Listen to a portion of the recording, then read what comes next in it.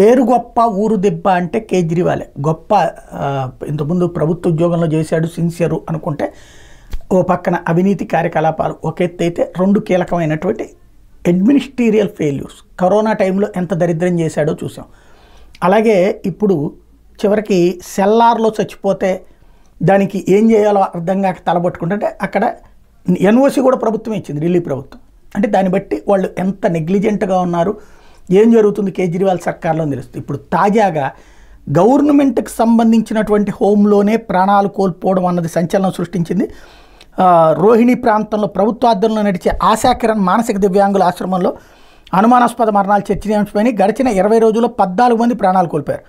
అందులో ఎక్కువ మంది మానసిక దివ్యాంగులే కావడం కలిసివేస్తుంది. మొత్తంగా ఏడాది జనవరి నుంచి ఇప్పటిదాకా 27 మంది చనిపోతే మరణాల కారణాలు తెలియకపోవడం సంచలనంగా మారింది.